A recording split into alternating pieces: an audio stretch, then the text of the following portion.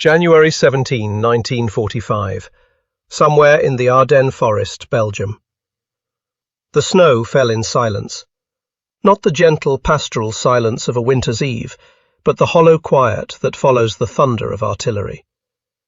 In a makeshift American field hospital, a gutted stone farmhouse with canvas walls stretched across shattered beams, a German nurse stood frozen in the doorway. Her Red Cross armband hung crooked on her sleeve, stained with mud and old blood. She had been captured 3 days prior, along with a dozen other medical personnel, when the Wehrmacht's final desperate push westward collapsed into chaos. Now she stood in the dim lantern light, watching an American Army surgeon scrub his hands in a steel basin, his back turned to her. He did not look up when he spoke. "Nurse," he said in careful, accented German, "I need you to prep the abdominal case in the corner. We're going in 10 minutes. She did not move. She expected handcuffs. She expected interrogation. She expected, at minimum, to be watched, guarded, suspected. What she did not expect was trust. This moment, small, unremarkable in the vast machinery of the Second World War, would be repeated in hundreds of field hospitals, evacuation stations, and makeshift clinics across Europe and the Pacific. It was a moment that shattered something fundamental in the minds of those who had been taught that the enemy was not merely different, but inferior, that democracy was weak, that American softness would crumble under the weight of true war. But in the blood-soaked tents and overcrowded wards where life and death hung by the thread of a suture, ideology met reality, and reality, as it so often does, told a different story. The German nurses who found themselves working alongside American Medical Corps personnel in the final years of the war carried with them the weight of an entire education. From the earliest days of the Third Reich, the role of women in medicine had been carefully regimented, ideologically sculpted. The National Socialist Nurses Organization, the NS Schwesternschaft, had transformed the profession from one of independent medical practice into an arm of racial policy and military obedience. Nurses were taught that their primary duty was not to the patient as an individual, but to the Volk, the racial community. A wounded soldier, most were young women, drawn to a profession that promised purpose, structure, and a way to serve during a time of national mobilization. They learned anatomy and pharmacology, they learned wound care and surgical assistance, but they also learned hierarchy, obedience, and the careful sorting of human life into categories of worth. They learned not to question. In the Nazi medical system, trust flowed in one direction only, upward. A nurse did not make decisions, she followed orders. A doctor did not consult with subordinates, he commanded. The relationship between physician and nurse was not collaborative, it was authoritarian, mirroring the structure of the state itself. When these women were captured by Allied forces in the wake of collapsing front lines, they carried these expectations with them like a second skin. They expected the same hierarchy, only now with themselves at the bottom. After all, they were the enemy. They were women. They were prisoners. In the logic they had been taught, they deserved nothing. But American military medicine operated on a different principle entirely. The United States Army Medical Corps had entered the war with a philosophy that seemed, to outside observers, almost recklessly democratic. It was a system built not on rigid hierarchy, but on pragmatic collaboration. The shortage of trained medical personnel, the scale of casualties, and the chaotic conditions of frontline warfare had forced American military medicine to adopt a model that empowered every member of the team. Nurses were not simply order followers. They were educated professionals expected to assess, decide, and act. The Army Nurse Corps trained its members in advanced trauma care, triage decision-making, and emergency procedures that would have been considered doctor's work in many European systems. An American surgical nurse might open an airway, administer blood plasma, or make the critical call about which patient went to the operating table first. This was not ideological softness, it was operational necessity elevated to doctrine. And when German nurses, Prisoners of war, enemy nationals, found themselves in American field hospitals. This system did not change.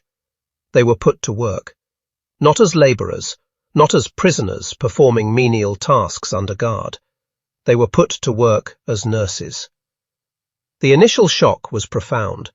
In the records of the US Army Medical Department, a German nurse named Margareta Hübner, captured near Aachen in October 1944, later wrote in her private diary, recovered decades later by historians, that her first day in an American evacuation hospital felt like walking through a mirror into an impossible world. She had been handed surgical instruments. She had been asked her opinion on a patient's condition. The American captain who supervised the ward had introduced himself by his first name, and then immediately turned his attention back to a soldier with a sucking chest wound, leaving her, an enemy prisoner, to manage the IV lines and monitor vitals without direct oversight. I kept waiting, she wrote, for the moment when they would realize their mistake, when someone would come and take the scalpel from my hand and remind me that I was the enemy. That moment never came. This was not naivety on the part of the Americans. Security protocols were in place. Captured medical personnel were screened by intelligence officers. Known SS members and party officials were separated out.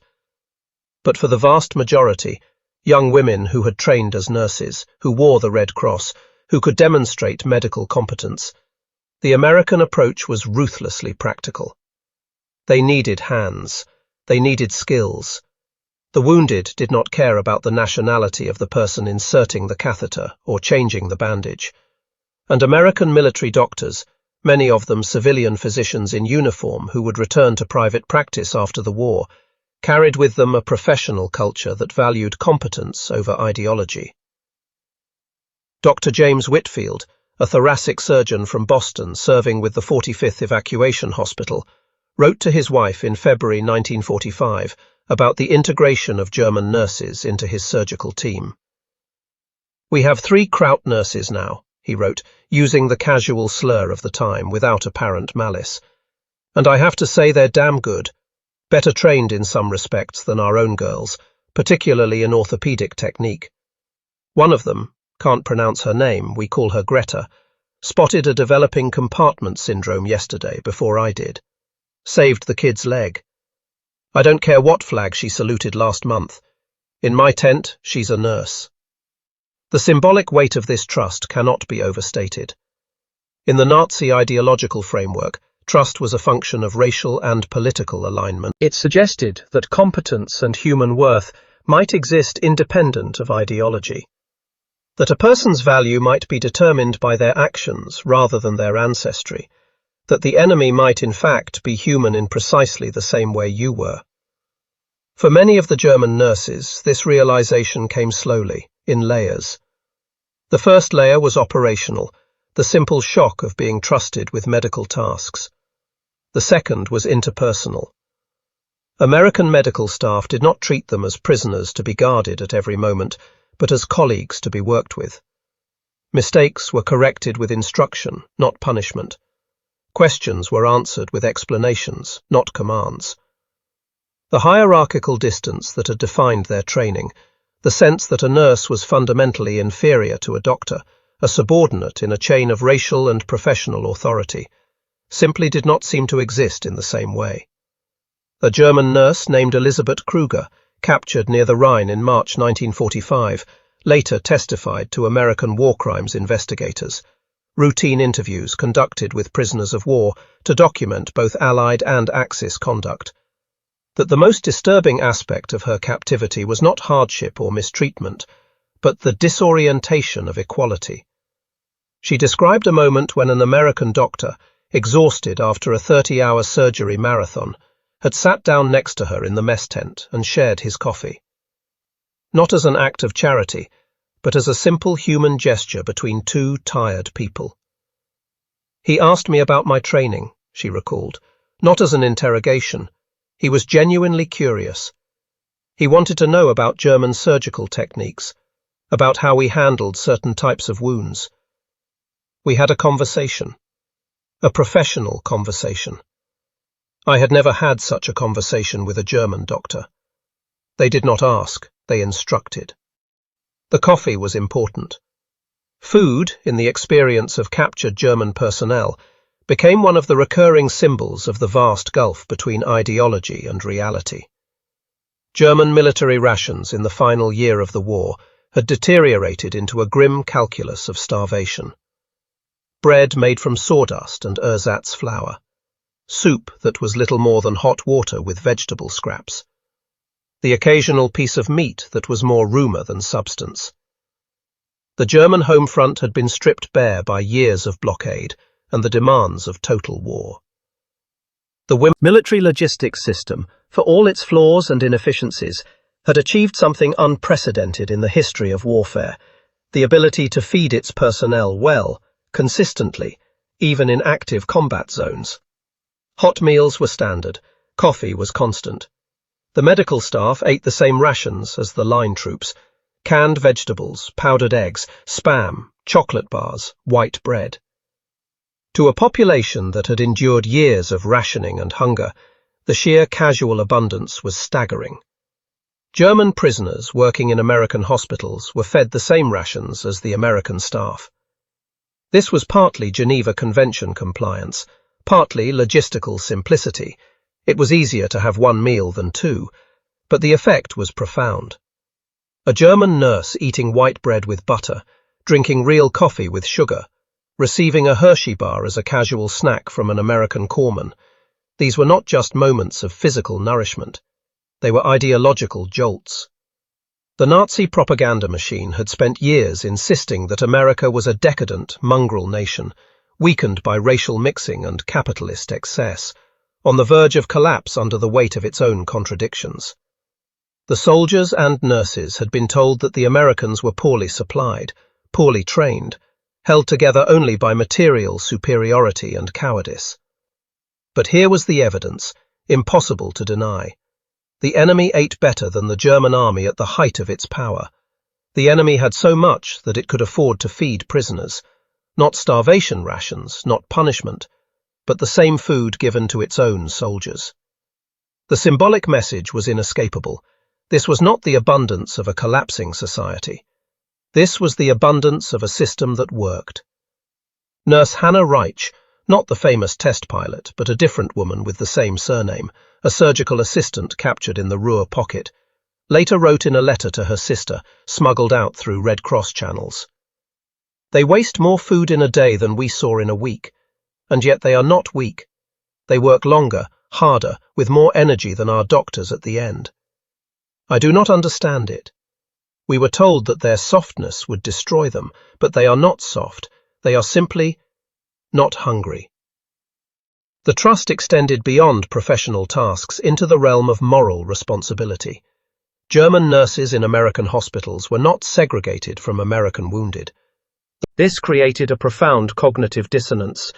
The Nazi ideology had constructed the enemy as subhuman, as Untermenschen when they were Slavic or Jewish, as decadent and racially polluted when they were American or British. But it is difficult to maintain the idea that someone is subhuman when you are carefully cleaning their wounds, monitoring their breathing, adjusting their IV drip to keep them alive through the night. The intimate labour of nursing care, the physical closeness, the vulnerability of the patient, the shared struggle against death, broke down abstractions. These were not ideological constructs bleeding on the table. They were boys, young men, humans in pain. Several captured German nurses reported experiencing profound moral crises during this period. They had been trained to see certain lives as more valuable than others. They had, in many cases, participated in a medical system that had directly contributed to genocide, not always knowingly, not always willingly, but complicity came in many forms. Now they were being asked to save lives without distinction. American, British, even German prisoners from other units all received care based on medical need, not ideology. The triage system was brutal in its simplicity. Who can we save? Who needs immediate intervention? Who must wait? Race, nationality, politics, irrelevant. A chaplain with the 67th Evacuation Hospital, Father Michael O'Brien, wrote in his pastoral log about a conversation with a German nurse who had broken down after a particularly difficult shift. She had spent hours assisting in surgery on a black American soldier, a man who, under Nazi racial law, would have been considered less than human, someone who, under German occupation, might have been marked for forced labor or worse. She had helped save his life, and when he woke from anesthesia, delirious and in pain, he had grasped her hand and thanked her. She could not reconcile it, Father O'Brien wrote. She kept saying, "They told us he was an animal. They told us the Negroes were not fully human. But he thanked me. He looked at me like a person looks at another person." I did not know what to say to her. What do you say to someone whose entire world view is collapsing in real time? The American medical personnel, for their part, were not blind to the complexities.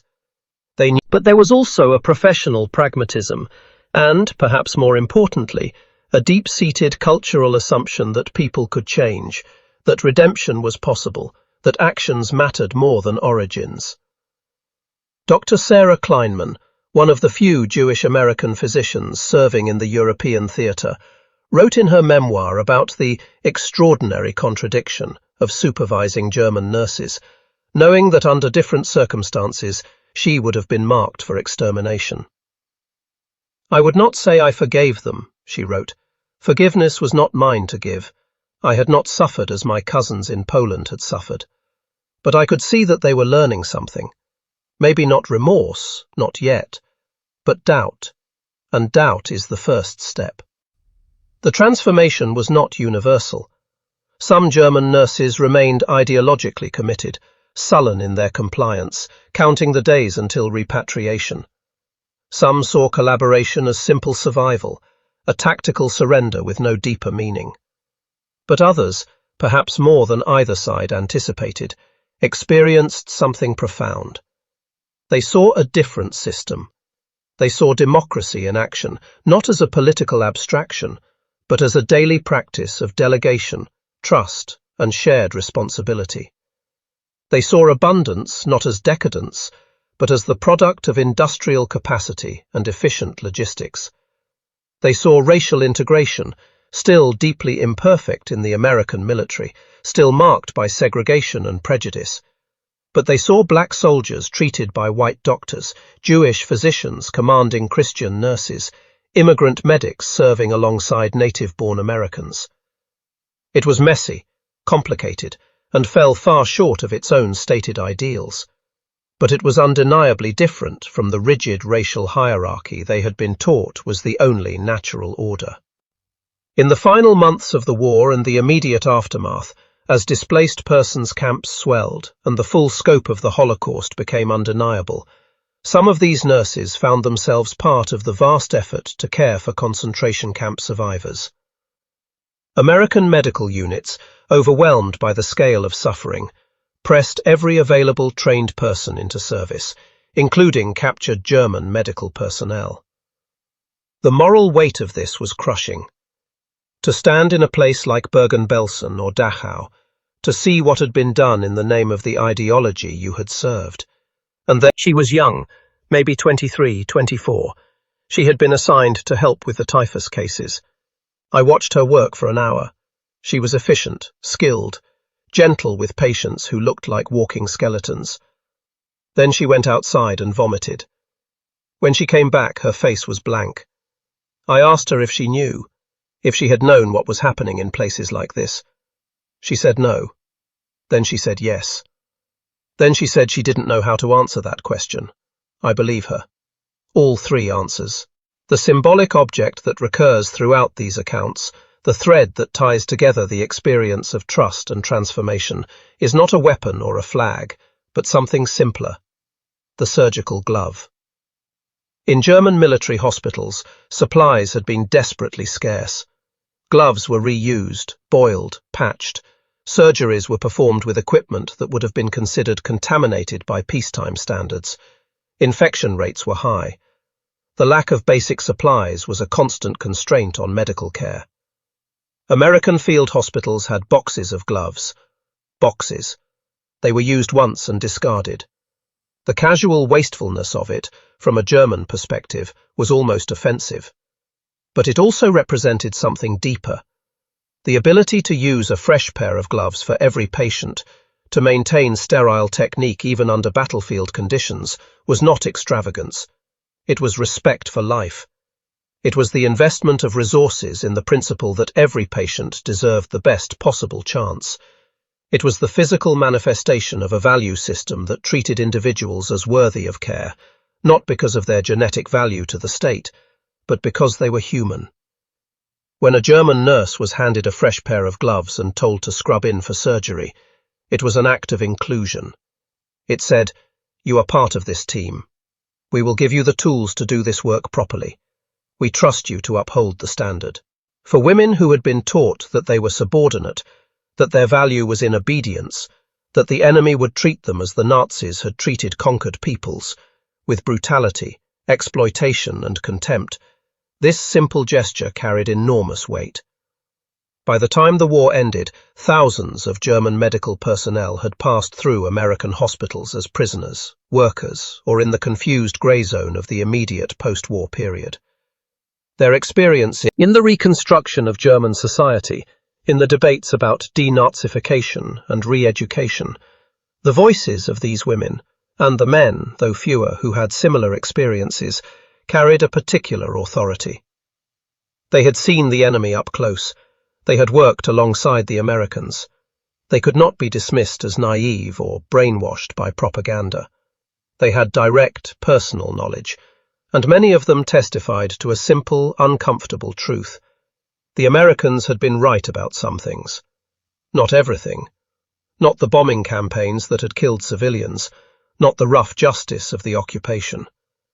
But about the fundamental questions, about whether democracy could function, about whether a diverse society could hold together, about whether a system built on individual dignity rather than racial hierarchy could actually work. Yes, on those questions, the evidence was clear.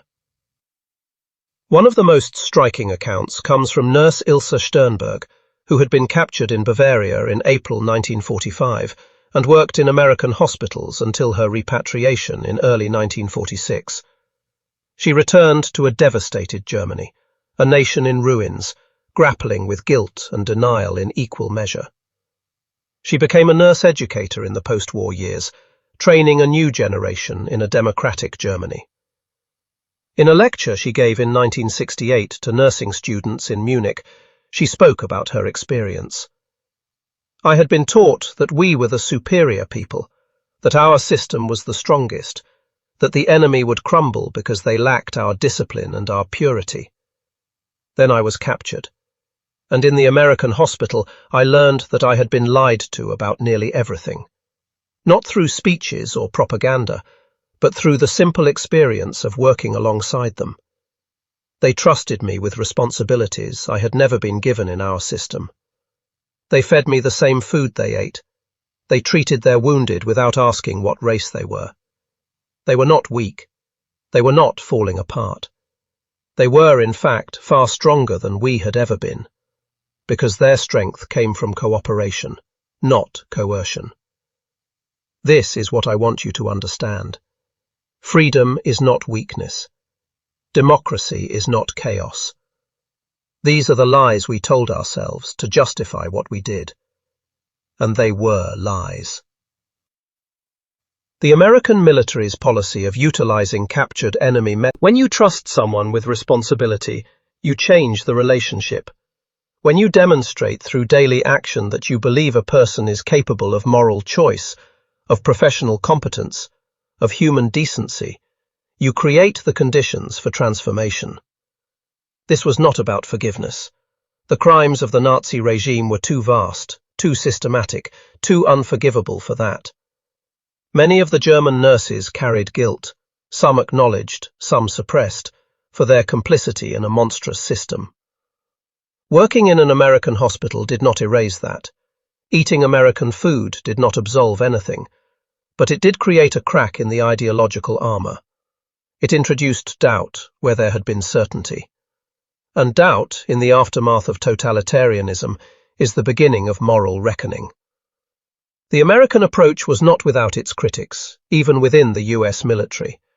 Some argued that captured enemy personnel should be kept under stricter guard, that the risk of sabotage or intelligence gathering was too great. Others felt that Germans, particularly those who had served the Nazi state, deserved harsher treatment as a matter of justice. But the policy held, driven by the immediate needs of battlefield medicine and by a broader American cultural tendency, not always consistent, not always applied fairly, but real nonetheless, toward rehabilitation over retribution. In the vast literature of World War II, this story is a footnote. The German nurses who were trusted by American doctors do not appear in the major histories. There are no monuments to these small moments of unexpected humanity amid the machinery of industrial warfare. But for the individuals involved, the experience was transformative. It changed how they understood the world. It changed, in some cases, the entire trajectory of their lives. In the decades after the war, as historians began the work of documenting not just the battles and the politics, but the lived experience of the conflict, these testimonies emerged from archives and attics. Letters saved, diaries preserved, oral histories recorded late in life. They paint a picture of war not as a simple clash of good and evil, but as a vast, complex human experience where ideology met reality and often came out the worse for it. The American soldiers and medical staff who worked alongside captured German nurses were, for the most part, but the system they operated within, imperfect as it was, created space for something unexpected. It created the possibility that the enemy might also be a colleague, that trust might be extended across the lines of war, that professional competence and human decency might exist independent of nationality or ideology. This possibility, this small crack in the edifice of total war, mattered. It mattered to the German nurses who experienced it. It mattered to the American medical personnel who chose, day after day, to work with former enemies rather than simply guard them. And it matters to us, decades later, as we try to understand not just the grand sweeps of history, but the small moments where humanity survived the attempt to crush it. The war ended. The hospitals were dismantled. The nurses went home, or tried to find new homes in a Germany that no longer existed as they had known it. The American medical personnel returned to their practices in small towns and big cities, carrying their own complicated memories. The surgical gloves were thrown away, the coffee cups washed, the tents packed up and shipped to the next crisis. The moment passed, but the realization remained. The young German nurse standing in the doorway of that field hospital in Belgium, frozen in disbelief as an American surgeon asked for her help without hesitation or suspicion. She carried that moment with her for the rest of her life. It was the moment when the lies she had been taught collided with an undeniable truth. The enemy had trusted her. The enemy had treated her as a human being with agency and capability. The enemy had, in the most literal sense, placed lives in her hands. This was not about American superiority or virtue. The United States had its own sins, its own failures, its own brutal contradictions. But in this specific context, in the desperate improvisation of battlefield medicine, a different model had emerged. A model based not on ideology or hierarchy, but on pragmatic respect for competence and human dignity. It was imperfect, incomplete, and often contradictory. But it was real. And for those who experienced it, on both sides, it revealed a truth that propaganda could not erase. That democracy, for all its flaws, created space for trust. That abundance, for all its seeming waste, was the product of systems that worked. It is about the realization that the world is more complicated than the lies we tell ourselves and are told by others. It is about the possibility, fragile, contingent, but real, that even in the midst of total war, humans might recognize each other as humans. The snow continued to fall in the Ardennes that January evening. The nurse stepped forward. She washed her hands. She prepped the patient. The surgeon arrived, and together they began the work of saving a life. Neither of them spoke about the significance of the moment. There was no time for philosophy when a man was bleeding out on the table. But the moment existed nonetheless. A small crack in the wall of ideology, a gesture of trust that said, in the simplest possible terms, "We are all here. We all have work to do. And in this place, for this moment, your hands are as valuable as mine." That was the truth the war revealed, slowly, painfully, to those willing to see it. Freedom was not weakness. Democracy was not chaos. Trust was not naivety. And the enemy, when you worked alongside them in the desperate attempt to save lives, was not so different after all. This realization did not erase the crimes or absolve the guilt, but it did something perhaps more important. It made denial impossible. Once you have been trusted, once you have been treated as fully human by those you were taught to despise, you can never quite return to the comfortable certainty of propaganda. The doubt remains. And in that doubt, in that small crack in the edifice of totalitarian certainty, the possibility of something better takes root. The surgical gloves went into the waste bin. The coffee cups were refilled. The work continued. And in that work, mundane, exhausting, necessary, a different kind of victory was won. Not the victory of armies or flags, but the victory of human recognition over ideological blindness. It was a small victory, barely noticed amid the vast catastrophe of war. But it was real. And for those who experienced it, it changed everything.